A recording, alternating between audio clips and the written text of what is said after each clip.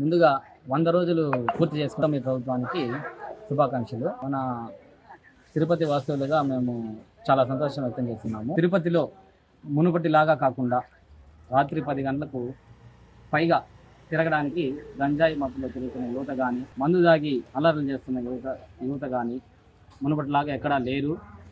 వాటన్నిటిని కూడా ఆర్మీ శ్రీనివాసులు సమర్థవంతంగా పోలీస్ వాళ్ళ ఇన్స్ట్రక్షన్స్ ఇవ్వడం ద్వారా అరికట్టారు. తిరుపతిలో ప్రశాంతమైన వాతావరణం నెలకొంది. గత ప్రభుత్వంలో చూసుకుంటే ఇలాంటివి చాలా ఎక్కువగా ఉన్నాయి.